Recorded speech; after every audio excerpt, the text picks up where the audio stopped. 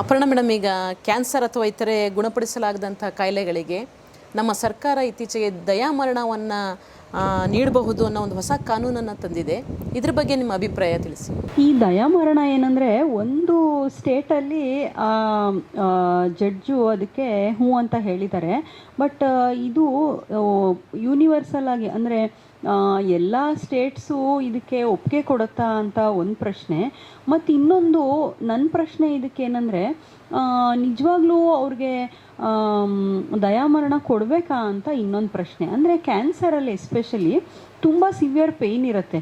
ಆ ಪೇಯ್ನ್ನ ಕಂಟ್ರೋಲ್ ಮಾಡೋಕ್ಕೆ ಆ್ಯಕ್ಚುಲಿ ತುಂಬ ಮೆಡಿಕೇಷನ್ಸ್, ಅಂದರೆ ಮೆಡಿಸಿನ್ಸ್ ಇರ್ಬೋದು. ನಾವು ಈ ನಾರ್ಕೋಟಿಕ್ ಅನಾಲ್ಜೆಸಿಕ್ಸ್ ಅಂತ ಹೇಳ್ತೀವಿ, ಅಂದರೆ ಈ ಮಾರ್ಫಿನು, ಕೆಲವು ಮೆಡಿಸಿನ್ಸಿಂದ ಈ ಪೇಯ್ನ್ನ ನಾವು ಕಂಟ್ರೋಲ್ ಮಾಡ್ಬೋದು, ಅವರ ದುಃಖನ ನಾವು ಕಡಿಮೆ ಮಾಡ್ಬೋದು. ಸೊ ನಮ್ಮ ಭಾರತದಲ್ಲಿ ಏನಾಗ್ತಾ ಇದೆ, ಅವರು ಒಂದು ಸತಿ ಕ್ಯಾನ್ಸರ್ ಸ್ಪೆಷಲಿಸ್ಟ್ ಹತ್ರ ಬಂದು ತೋರಿಸ್ತಾರೆ. ನಾವು ಹೇಳ್ತೀವಿ ಇದು ಸ್ಟೇಜ್ 4 ಅಂತ. ಸೊ ಅದರಿಂದ ಹೆದರಿಕೆಯಿಂದನೇ ಅವರು ಮನೇಲೇ ಉಳಿದ್ಬಿಡ್ತಾರೆ. ಅವರು ಟ್ರೀಟ್ಮೆಂಟ್ ತೊಗೊಳ್ದಲೇ ತುಂಬ ನರಳಾಡ್ತಾರೆ ಮನೇಲಿ. ಸೊ ಈ ಥರ ಅವರು ನರಳಿ ಅದಕ್ಕೆ ದಯಾಮರಣಕ್ಕೆ ಮೊರೆ ಹೋಗೋದು ಅದಕ್ಕೆ ಆನ್ಸರ್ ಅಲ್ಲವೇ ಅಲ್ಲ ಅಂತ ಅನಿಸುತ್ತೆ. ಈಗ ಕಾಲ ಬದಲಾಗಿರೋವಾಗ ಅವರು ಟ್ರೀಟ್ಮೆಂಟ್ ತೊಗೊಂಡು ಒಂದು ಒಳ್ಳೆಯ ಸ್ಥಿತಿಯಲ್ಲಿ, ಅಂದರೆ ನೋವಿಲ್ದಲೆ ನರಳಾಡ್ದಲೆ ಅವರು ಚೆನ್ನಾಗಿರೋ ಅಂಥ ಸಿಚುವೇಶನು. ಸೊ ನಮಗೆ ಒಬ್ಬರು ಪೇಷಂಟ್ ಬಂದಿದ್ದರು, ಸ್ಟೇಜ್ 4 ಲಾಸ್ಟ್ ಸ್ಟೇಜ್ ಕ್ಯಾನ್ಸರು, ತುಂಬ ಹರಡ್ಬಿಟ್ಟಿದೆ. ಅದಕ್ಕೆ ನಾವು ಟ್ರೀಟ್ಮೆಂಟ್ ಸ್ಟಾರ್ಟ್ ಮಾಡಿದ್ವಿ. ಸ್ಟೇಜ್ 4 ಆಗಿದ್ದರೂ ಸಹ ಆ ಕ್ಯಾನ್ಸರ್ ಟ್ರೀಟ್ಮೆಂಟು ಇತ್ತೀಚೆಗೆ ಎಷ್ಟು ಚೆನ್ನಾಗಿದೆ ಅಂದರೆ, ಹರಡಿದ್ದ ಕ್ಯಾನ್ಸರ್ ಎಲ್ಲ ಕರಗ್ತು. ಹುಟ್ಟಿದ ಬ್ರೆಸ್ಟ್ ಕ್ಯಾನ್ಸರು, ಸ್ತನದಲ್ಲಿರೋ ಗೆಡ್ಡೆನೂ ಕರಗೋಯ್ತು.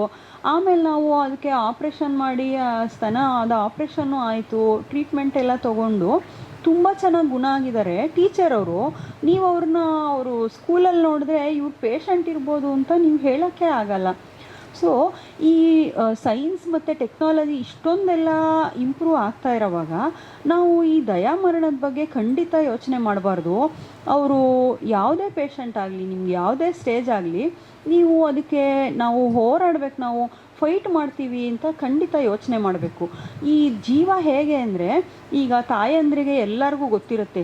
ಎಷ್ಟೊಂದು ಜನ ಏನೋ ಕಾರಣಕ್ಕೆ ಈಗ ನೀವು ಅಬಾರ್ಷನ್ ಮಾಡಿಸ್ಕೋಬೇಕು, ಈ ಮಗುಗೆ ಈ ಥರ ಕಾಯಿಲೆ ಇರ್ಬೋದು ಅಂದರೂ ತಾಯಿರು ಒಪ್ಪಲ್ಲ ಅಬಾರ್ಷನ್ ಮಾಡ್ಸೋಕ್ಕೆ. ಸೊ ಜೀವ ಅಷ್ಟು ಒಂಥರ ಅಮೂಲ್ಯವಾದಂಥದ್ದು. ಅದನ್ನು ನಾವು ಖಂಡಿತ ದಯಾಮರಣಕ್ಕೆ ಖಂಡಿತ ಮೊರೆ ಹೋಗಬಾರ್ದು. ಮತ್ತು ಅದಕ್ಕೆ ಒಬ್ಬರು ತಜ್ಞ ವೈದ್ಯರ ಹತ್ರ ನೀವು ಸಂಪರ್ಕ ಮಾಡಬೇಕು. ಕೆಲವ್ರು ಏನಂದು, ಈಗ ಸ್ಟೇಜ್ 4ಅಲ್ಲಿ ನಾನು ಕೀಮೋಥೆರಪಿ ಕೊಡಬೇಕು ಅಂದ್ಬಿಟ್ರೆ ಕೆಲವ್ರು ಭಯ ಪಟ್ಬಿಡ್ತಾರೆ, ಕೀಮೋಥೆರಪಿ ನಮ್ಗೆ ಬೇಡ ಅಂತ ಹೇಳ್ತಾರೆ. ಸೊ ನಿಮಗೆ ಒಬ್ಬರು ತಜ್ಞರು ಹೇಳಿದ್ದು ಇಷ್ಟ ಆಗಲಿಲ್ಲ, ಅವ್ರು ಹೇಳಿದ ಟ್ರೀಟ್ಮೆಂಟು ನಿಮಗೆ ಒಪ್ತಾ ಇಲ್ಲ ಅಂತಂದರೆ ಒಂದು ಸೆಕೆಂಡ್ ಒಪಿನಿಯನ್ ತೊಗೊಳ್ಳಿ, ಇನ್ನೊಬ್ಬರು ಡಾಕ್ಟರ್ ಹತ್ರ ಕೇಳಿ. ಅವ್ರು ಹೇಳಿದ್ದು, ಕೆಲವರು ಇದಕ್ಕೆ ಓಕೆ ರೇಡಿಯೋಥೆರಪಿಲಿ ಇದು ಆಗತ್ತೆ ಅಂತಂದರೆ ಆ ಟ್ರೀಟ್ಮೆಂಟ್ ತೊಗೊಳ್ಳಿ. ಸೊ ಕ್ಯಾನ್ಸರ್ಗೆ ಎಷ್ಟೊಂದು ಒಳ್ಳೊಳ್ಳೆ ಟ್ರೀಟ್ಮೆಂಟ್ ಇದೆ. ಈಗ ಬರೀ ಕೀಮೋಥೆರಪಿ, ರೇಡಿಯೋಥೆರಪಿ ಎಲ್ಲ ನಾವು ಇಮ್ಯುನೋಥೆರಪಿ ಅಂತ ಕೊಡ್ತಾಯಿದ್ದೀವಿ. ಅವರ ಬಾಡಿ ಇಮ್ಯುನಿಟಿನ ಬೂಸ್ಟ್ ಮಾಡಿ ಕ್ಯಾನ್ಸರ್ನ ಕಂಟ್ರೋಲ್ ಮಾಡ್ಬೋದು. ಸೊ ಇಷ್ಟೆಲ್ಲ ಒಳ್ಳೆ ಟ್ರೀಟ್ಮೆಂಟ್ ಇರೋವಾಗ ದಯಾಮರಣದ ಬಗ್ಗೆ ನೀವು ಯೋಚನೆನೂ ಮಾಡಬಾರ್ದು. ಕ್ಯಾನ್ಸರ್ ಪೇಷಂಟ್ಸು ಖಂಡಿತ ಇದು ಯೋಚನೆ ಮಾಡಬಾರ್ದು.